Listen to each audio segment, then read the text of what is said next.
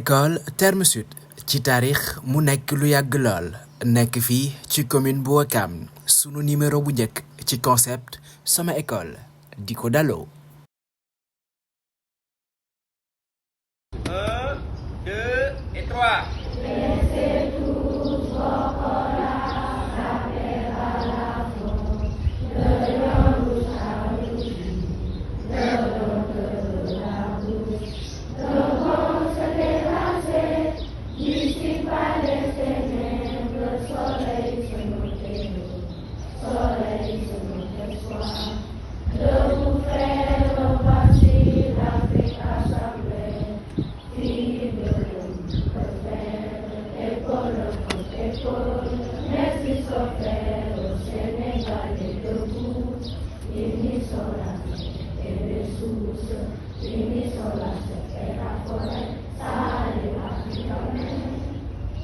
Ok, merci beaucoup. Et vous n'avez pas... Bonjour d'abord ñun tamit ñu ngi leen di nuyu bu baax di leen di dalal jàmm ci école bi di wax ne école moom saa yoo ko déggee rek il faut mu am ay jafe-jafe waaye heureusement am nañ ay partenaires yoo xam ne ñu ngi seen loxo di ñuy jàppale bu baax a baax ba pare aussi suñ njiit gi la directrice moom it kenn demut mu des parce que foo xam ne rek bu fa jubloo dina am loo xam ne dinañu dimbale pour lu doxal école bi rek dina fa dem xeebut yéemut aussi la mairie est là vraiment elle nous appuie vraiment. jàngale bu yombut pas du tout mosta yomb mais rawatina instant yi ñu toll nii nga xam ne xale yi vraiment éducation bi ñu doon soxla amatu ko ba pare aussi li ñu doon wax ne jàngale ak yar a ànd léegi yar boobu amatut parce que élèves yi parents d'élèves bi léegi bëgg nañ ko jàngal seen doom mais lu bëri day manqué ci toppatoo bi kër ga day manqué ci toppatoo école bi day manqué ci surveillance bi partout lu nekk daal day manqué kon jàngale yombatut parce que nous à nos niveaux on essaie de tout faire mais on peut pas satisfaire tout le monde mais aussi on peut pas aussi tout faire donc ñun la ak parents yi ñoom dañuy jàppee ca kër ga ñun ñu jàppee fii su ko defee école bi dox mais bu maître yi di jàpp seulement ci école bi te parents yi jàppul ci kër gi aussi du mën a doxee ni mu war a doxee.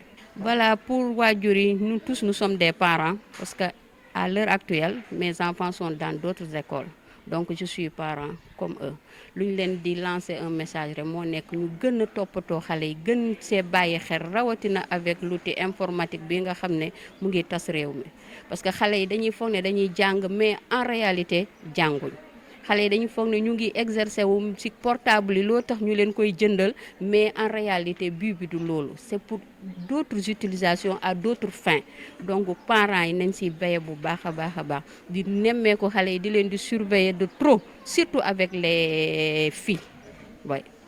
Parce que vraiment il y a beaucoup de choses qu'on n'ose pas dire mais avec portable yi lu bëree ngi yàqu kon parents yi nañ ci bàyyi xel bu baax ñàkk a jëndal sa doom portable du da nga ko bañ du da nga ko soxore mais bu fekkee da nga koy jënd te aussi moom xamul njëriñ li tax nga jënd ko mieux vaut nga bañ ko jënd parce que nous jàng nañ te gis tombé wuñ portable vous si je ne me trompe pas jàng ngeen te tombé wu leen portable nos autorités qui sont actuelles là en train de nous diriger jàng nañ te tombé wuñ portable et malgré cela ils ont fait de bons résultats ils ont devenu quelqu'un ou quelqu'une te portable newul kon que je me demande ba pourquoi ñu naan boo jàngut boo yorewu portable sa jàng du mun a dem ça c'est un point d'interrogation que je pose et que jusqu'à présent je n'arrive pas à avoir ma réponse ndax portable vraiment mun na réussir oo xale.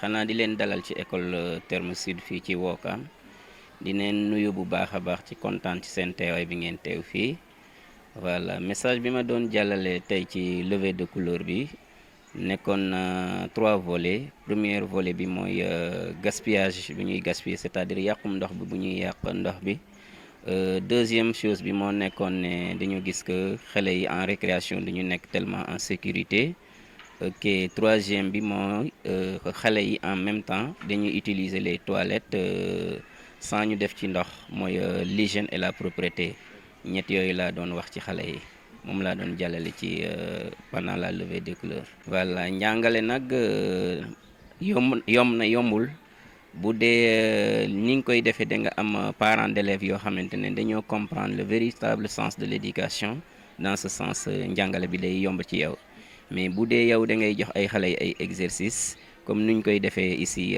dans les classes de CM2 en général da ngay jox xale yi ay exercices mais ni nga leen di joxe exercices yi da ngay gis que xale yi noonu la ñuy dellusiwaatee ak ay exercices yi dans ce cas kon dama jàpp ne xëy na parents yi ñoo dul contrôler les enfants à la maison xëy na loolu mooy xaw a jafe tuuti ci wàllu njàngale mais bu dee ci wàllu éducation ñun vraiment amuñu problème ci affaire njàngale ndax vraiment am nañu outil bu ñu war a utiliser.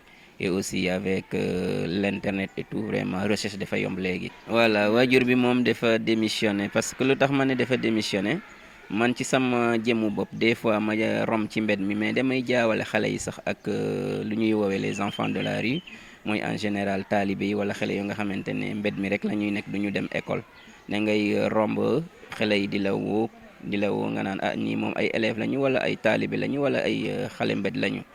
Parce que loolu moom vraiment ce n'est pas normal xale moom place am du mbedd qu'il soit talibé qu'il soit un enfant de l'école ñoom ci seen bopp ci kër yi la ñu war a nekk bu dee élève nga normalement temps bi ngay nekk ci mbedd mi di foo mën ngaa dem jël sa cahier de leçon di jàng say leçon.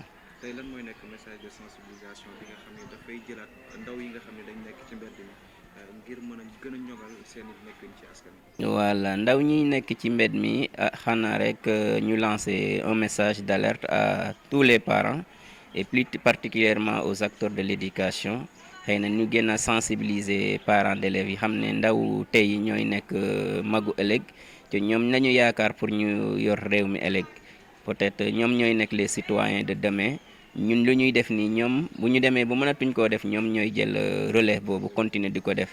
kon xale yi léegi vraiment war nañ leen mën a dimbale bu baax a baax comme dañoo innocent xamaguñu dara ñun jàngalekat yi ak parents yi ñoo war a lëkkaloo avec les comment on appelle ça l'éducation ñoo war a lëkkaloo ñoom ñu dimbale leen rek ngir seen njàng ak njàngin mën a gën a ñor ndax ñoom ñoo yor dëkk réew mi ëllëg.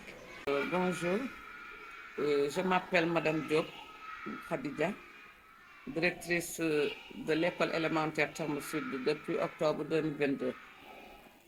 L'école Terme Sud a été créée en 1949. La première directrice était une Française. Donc elle accueillait la plupart du temps les enfants des habitants des Termes Sud.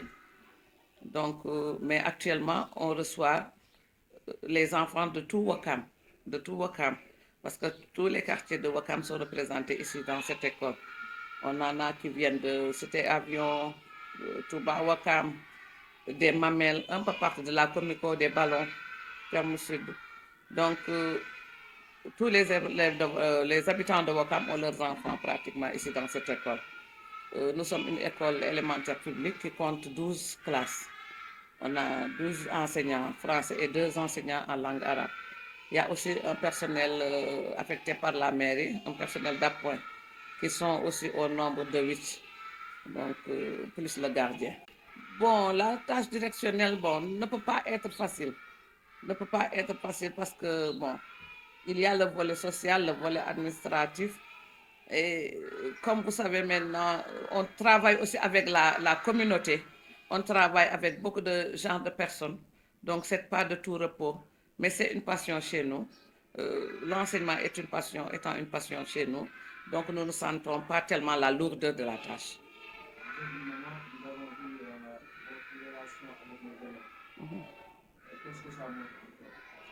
Oui, nos relations avec les élèves, il faut que les enfants se sentent chez eux.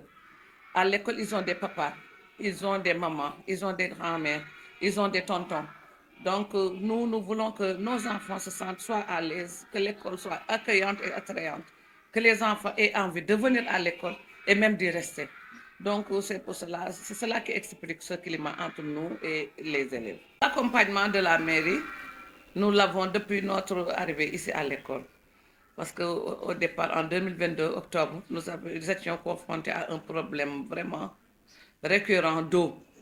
On avait un grand problème pour l'eau. Quand il est venu, il a compati à ça. Et aussitôt, il nous a amené 3 réservoirs. 2 de 4000 litres et un autre réservoir de 500 litres. Donc, avec la collaboration de l'armée de l'air et de la CNO, donc ce sont eux qui nous fournissaient de l'eau régulièrement, quotidiennement même. Donc, c'est par la suite que j'ai eu à parler avec le directeur de la CNO qui nous a branché les réservoirs au compteur avec le surpresseur que le maire nous avait donné. Et maintenant, on a l'eau courante parce que c'est un système de flottage. Quand les réservoirs se remplissent, et ça s'arrête aussitôt. Donc, ce problème est derrière nous maintenant. Donc, le maire nous appuie. Chaque année, il donne aux écoles une subvention de 1 million de francs. Le personnel d'appoint, c'est la mairie qui nous les a affectés. Donc, à chaque fois, comme on a l'habitude de le faire, nous, chaque mois, on fait cette école. Quand on fait appel à la mairie, vraiment, ils sont toujours présents. Et au passage, je salue 2 grandes dames de la mairie, Adja Seynabou Ndiaye, adjointe au maire, et Adja Ndeye Top Gueye. Et leur personnel, chaque fois que je les sollicite, franchement, ils répondent présents. Vraiment. Ça, c'est des choses à saluer. En tout cas, le maire nous accompagne. Nous accompagne. Donc, nous l'avons sollicité pour paver l'école et d'autres, nous attendons. Mais en tout cas, il fait d'énormes efforts pour soutenir cette école. Voilà.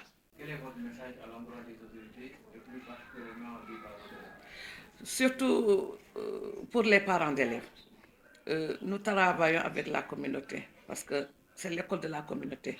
Il faut qu'on sente davantage la présence de la communauté ici à l'école. Vous voyez ces livres-là, c'est des livres du programme d'amélioration des apprentissages en mathématiques dans les écoles. Et nous devons travailler en étroite collaboration avec la communauté.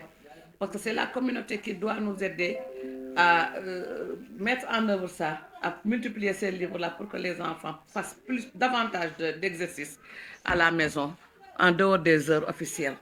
Donc nous tendons la main. Ils sont là, mais en tout cas, nous leur demandons de redoubler d'efforts. L'école, c'est leur école, c'est l'école de la communauté. L'école et la communauté doivent être en synergie pour le bien des enfants.